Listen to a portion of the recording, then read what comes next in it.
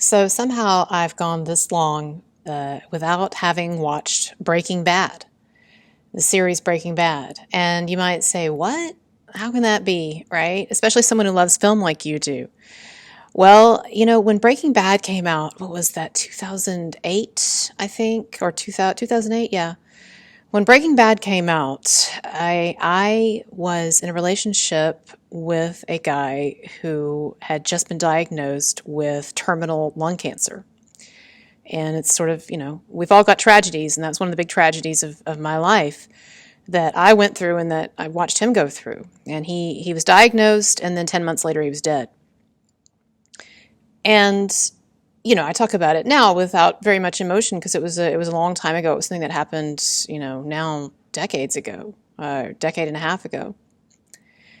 But at the time, I saw a little bit of one episode of the first season of Breaking Bad, just long enough to figure out that it was about a guy facing a terminal illness diagnosis, a guy with lung cancer.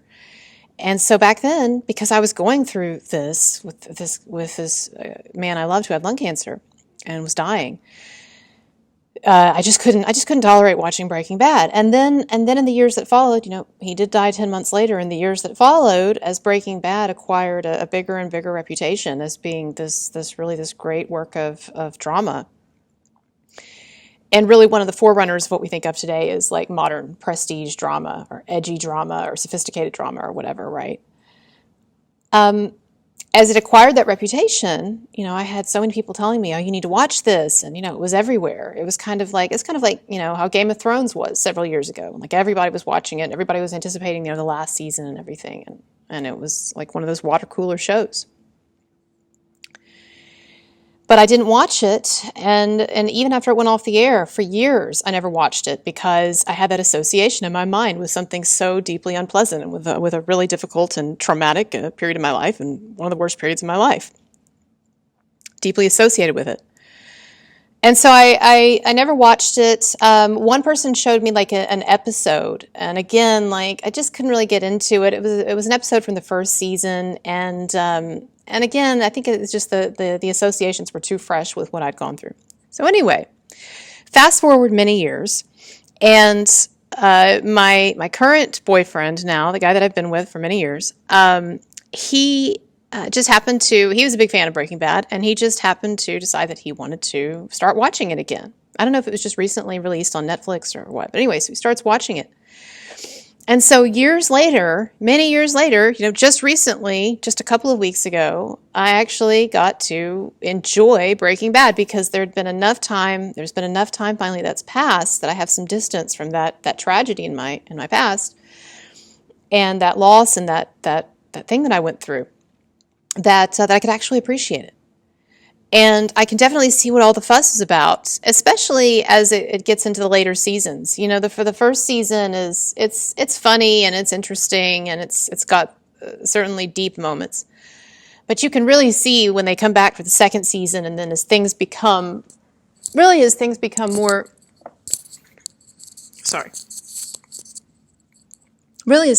more intense as the seasons proceed, and so by the end, just what a piece of like Greek tragedy, right? In a lot of ways, and a lot of other things, and an amazing crime series, a tragic series, a great drama, and also like just a lot of depth and a lot of philosophical and psychological insight.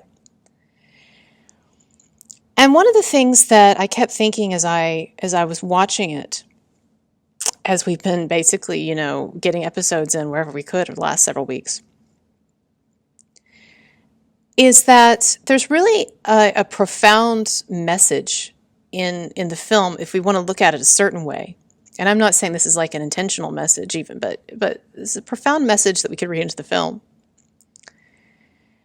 which is the idea of how one can free oneself, how freeing it can be to recognize the fact that there's very little that actually really matters, especially given the fact that death and time are going to erase so much or change so much or destroy so much. And I've talked before in a couple of previous videos, and I like to do philosophy and psychology videos, and so check out my playlist on that and my other videos. But I've talked before extensively about the philosophical relationship between mortality and between existential freedom. That is, an awareness of our mortality can actually, yes, knowing that you're going to die, knowing that you're going to die very soon. Yes, it can be, it's a bummer in a lot of ways, or it's scary. But depending on one's spiritual beliefs, more or less scary, right? But also very freeing. Because, and I've talked before about Steve Jobs' famous commencement speech at Stanford, where he talked about how the single most important thing in helping him achieve in life and make the big decisions and do what needs to be done and take risks is an awareness of death. Because knowing that knowing that all of this is already over, that it's already gone, right? Because when you die, your awareness of everything is going to die. It's almost as if, from your perspective, it never was, right? So and even things that remain will be irrevocably changed. In another generation or two, no one will remember you or care about you, even if you have kids, even if you have grandkids, right? Very, very soon, all memory or appreciation for you will be gone. And your way of life will be gone, and so much that you appreciate will be gone. And yes, that can be really a downer. Although, if you have spiritual beliefs like mine, and you do believe in some kind of a next life or an afterlife or something, right, then it doesn't have quite the sting, but it's still, no matter what you believe, it is still scary. We humans are just not equipped to be at peace with the fact that we are finite. But there is a real paradoxical freedom in tension with that fear, in tension with that sense of loss, in tension, I know what it is to lose. I've lost multiple people in my life, and it was tragic. It was tragic, especially to lose someone, like I said, to cancer, who was in the prime of his life.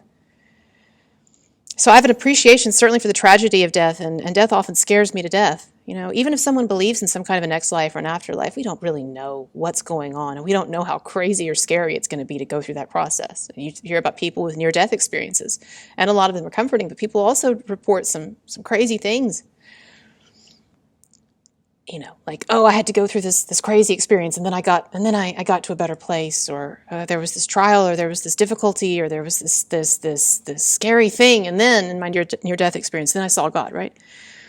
But there's a real mystery to it. Even people who think that they've seen the other side, right? Like what I'm saying. There's still this real mystery to it. And so we have a great deal of fear. And people who don't believe in any kind of afterlife, that think the end is just the end. Well, that's very frightening too. But paradoxically, and in tension with that feeling, is also the great freedom, the great existential freedom, and the great potential for self-awakening and for self-actualization that is offered by an awareness of one's mortality. Because, and I've talked about this before in some of my psychology videos and my philosophy videos, particularly the one, the video that I did on the movie X. These are all in my philosophy playlist. The video that I did on the movie X, the video that I did about making the most of your time, and the video that I did about what do we owe others.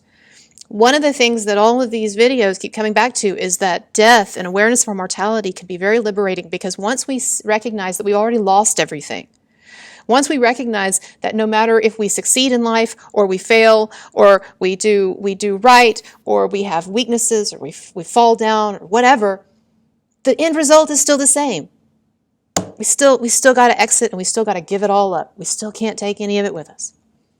And so once you really come to terms with the fact that you are very quickly moving toward a course where everything that you know will be as if it never was, at least, when your consciousness dies, it's no longer existent to you, right? And the things that do exist, once again, will change and be forgotten.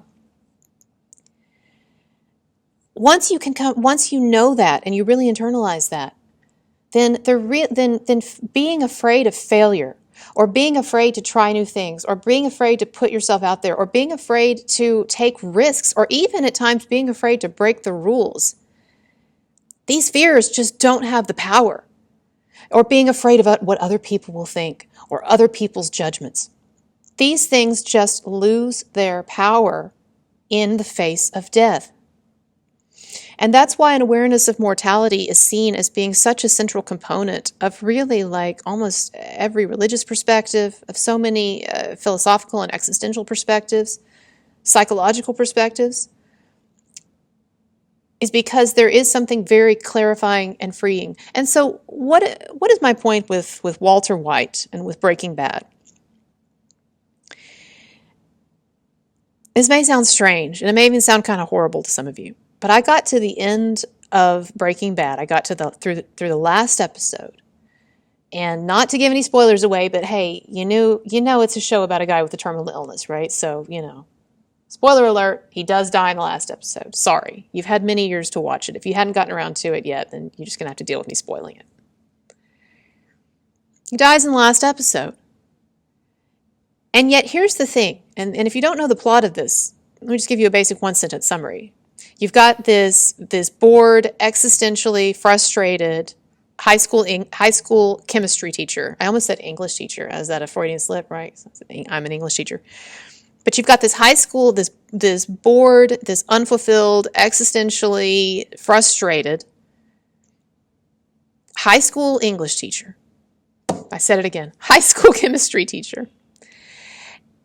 And he finds out, and he's just living a sort of normal, dissatisfied life, and he finds out that he has terminal cancer, and he's going to die, and they're going to give him some chemo, and they're going to put it in remission for a while, but he's going to die, and probably sooner rather than later, probably a matter of years, a year or two or whatever. I can't remember how long it was.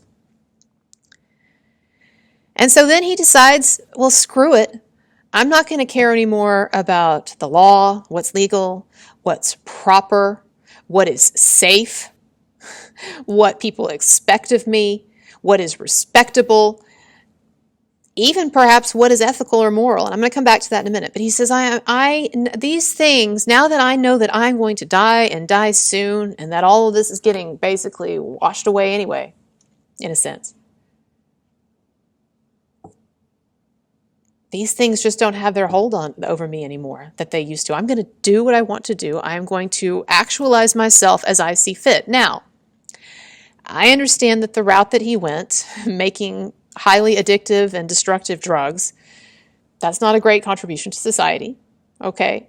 And I understand that he kills a lot of people in that show, and he does a lot of unethical things. All right, I understand. I'm not saying these are good things to do, and I'm not saying that your perspective should be, oh, well, I'm going to die anyway, so screw it, I'm going to be an asshole, or screw it, I'm going to do immoral and unethical things, or whatever. No, that's not what I'm saying. If you've looked at my other videos, the one in particular where I talk about my religious beliefs, what I think about my spiritual beliefs, what I believe about God and all of that, you know that I think ethics and these things are important. But have you ever thought about whether your ethical system is really one that you have chosen and you believe in, or are you just abiding by it because that's what everybody else does and that's what's expected of you and you're just kind of cowed into submission? And while I don't think that it's good or okay or moral that Walter White kills people in Breaking Bad, or that he lies to a bunch of people, or that he produces and sells a very destructive drug, I think we can also look at this and understand, okay, it's a crime show, right? So it's going to up the stakes, make it interesting or whatever. It's not like a lot of people want to tune in and see a movie about someone who gets a terminal cancer diagnosis and then they do all these beautiful things with their life. Well, actually, there are movies about that, right? I think we've seen them. But the crime thing takes that idea of making the most of your life, and it just twists it a little deeper, and it takes it to a bigger excess. And while, again, I don't agree morally or ethically with all the things that Walter White does, and I'm not suggesting anyone in the audience emulate these things, the conclusion that I came to, and maybe this is wrong of me, but the feeling, not the conclusion, but the feeling that I had at the end, at that last episode of Breaking Bad, I have to tell you, I did not feel that it was completely tragic. I felt like this guy had gotten this diagnosis and had realized, okay, you know what? I've got a year left. I'm going to finally go for it. I'm going to finally do what I want to do, be what I want to be. I'm going to actualize myself and my potential, and I'm not going to care what other people say, and I'm not going to live my life, the remaining time of my life, according to what other people would dictate for me. And I think those are powerful messages. And it was very hard and this is maybe just me being twisted, but it was very hard for me to come away from that last episode feeling like I had seen some great tragedy. I felt like what I'd actually seen is something tragic, but tragically inspirational in a way. Not that now that I've seen this, I'm going to go out and become a meth cook and start, cooking meth and dealing it or whatever, right? Or engage in some kind of criminal activity. But what I'm saying is, I think that Breaking Bad is and these types of movies are really brilliant allegories in a way for the potential that we have once we realize that we are in a simulation. And it may not be a simulation like Elon Musk means it. It could be more of a simulation like Plato and some of the Neoplatonists understood it, or even like you find in religion, the idea that God creates this material reality that's different from other realities, or that's different from the spiritual world, right? That there are different kinds of realities. Whatever you think, whether we're in a computer simulation, or we're in a spiritual simulation, or there's nothing and when you die, that's it. Whatever your perspective, you cannot escape the fact that what we are living in, this reality, is impermanent, and in being impermanent, it is, in a sense, not entirely real. And our death also, in a way, the fact that we will all die, it gives a sense of unreality to our lives, of impermanence. And that can be scary, but what I'm trying to say is that when you really internalize it, it can also be liberating, because you realize that you don't always have to play by the rules of the game that have been the rules of the simulation that others have set up. And that there's potential for bold action, for self-actualization. There's potential for you to go against the crowd, to go against dogma, to make of your life what you will, and to not listen to all the people who would dictate to you what your priorities should be or what you should be doing. Now, of course, we all have to deal with the constraints of this world. We can't do whatever we want. If you take on the attitude, this completely reckless attitude that you're just going to do whatever you want, well, you're going to find pretty soon that you're going to be in some trouble. And and again, that's one of the things that Walter White, he had to be very cognizant of consequences, right? I mean, it's not like because he got that cancer diagnosis, then he could just say, okay, all laws of reality are now suspended and I can do whatever I want and there's no consequences. No, I mean, at times he would get beat up, at times he'd get threatened, people would get killed or whatever, right? It's a crime show. So I'm not saying that an awareness of death, that it suspends material reality or the constraints of this world that we're living in, or society or societal expectations or whatever. But what I am saying is that between the rigidity of societal expectations and the pressures of others and the fear of failure and the timidity that people have about their lives, between that perspective and between a totally free, can do whatever I want and nothing matters and whatever perspective, that there is actually a lot of room to play in the middle. And I think a lot of people, and I've certainly been guilty of this in my own life, I think a lot of people are playing their lives often too much to this side, often a little too safe. And no, I don't think you should become a meth cook or a meth dealer. But maybe there's something else that you should be, something positive or something interesting or something that if you could let go of the fact that there's something that you need to cling on to forever, and let go of that clinginess, and then be open to pursuing other things or to going in other directions or to having a sort of new boldness about the way that you live your life. Maybe you could find in that middle ground some room to play and to actualize yourself more fully. And so, yes, in a way, Breaking Bad is a tragedy, but look, I was talking, about this with my boyfriend. He was like, well, I was like, in a way, this is kind of an inspirational story. This guy had a year left and he made the most of it. And he's like, yeah, but look what happened to his family and this and that. Well, I'm like, well, his family's going to end up with millions of dollars in the end that they wouldn't have had if the alternative is he got the cancer diagnosis and then he just spent the whole year, just trying to get better and just worrying about dying or just living like a safe little life until he dies. Like, to me, that's sad. That's tragic. To me, the most tragic thing is getting a terminal cancer diagnosis and it doesn't change anything. I'm not saying, I understand a lot of people when they get these diagnoses, they want their lives to go on normally and all of that and maintain that sense of security and all that. I'm not talking about that. I'm just talking about how if more people would internalize not only the certainty of their own demise, but also the proximity of that demise, the fact that it is coming so much faster than we think.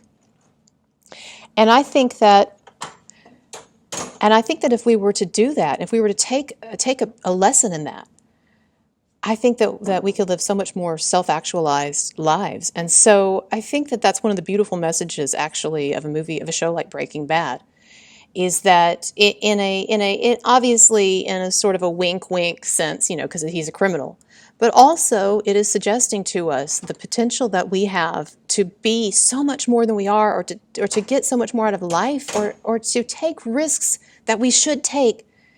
We have the potential to do that within us with a shift of focus. And so I just, I wonder, people like to say all the time, oh, well, if you only had a year left to live, what would you do? That's really often very trite, because often it's in the form of like some kind of a bucket list. But that's not what I'm talking about. I'm not interested in, if you had a year left to live, what things would you knock off your bucket list? I'm interested in, if you had a year left to live, in what profound ways could that free you to actually live your life most fully? And that's why I think there's actually really awesome lessons in Breaking Bad. And something else that's kind of interesting, I want to end on this. I, for the longest, did not understand really what Breaking Bad was about, because I didn't really watch it. I thought that this was the plot, that he finds out that he has terminal cancer. And so because of that, he takes on all these risks and becomes this drug kingpin and all this. And then his cancer goes into permanent remission, and he realizes he's not going to die. And so he has to then come to terms with the fact that he's made all of these crazy decisions. And now, because he's not going to die, he's going to live a lot longer. He has to settle in and live with those decisions. Well, that's actually not what happened. That was my misreading of it. But I do think that it does raise, even that misreading does raise a sort of an interesting point about the way that perspective often affects our choices. And often when we think of ourselves as on a long time frame, we'll tend to make these safer decisions, or we'll care more about what people think or whatever, because we think that all of that is so tied in with our future. And we tend to, I think it's great to prepare for the future and prepare for old age and save for your kids' college if that's what you want to do, send them to college. I don't think it's necessary, but whatever, right? But it's great to prepare. But I find that there's also in life, there's a kind of a fetishizing of preparation, that I've noticed that there are people who are so intent on preparing, whether it's financially or it's in other ways. They're always just looking ahead, and I'm going to have this big of a nest egg one day, or I'm going to have this and this, or I'm going to be able to do, or I'm going to give this to my kids before I die, or whatever. They're so invested on the future as this place where they can tie up all their loose ends. I think it's sometimes almost a way of avoiding the fact that no matter what you do or how much you prepare or how safe you play it in life, in the end, you still lose everything. And so existentially speaking, if we can come to terms with the fact that we are going to die and we are already dead and we can't have anything, that it's all going away, then you can live a life that's a lot bolder. You'll take a lot more risks, because you'll see that in the end, whether you succeed or you fail, it's the same end result. And there's something I think kind of profoundly liberating about that. All right, everybody. So check out my channel for more cool vids. Like and subscribe. Tips are appreciated. Links are below. Have a great day, everyone except Amber Heard.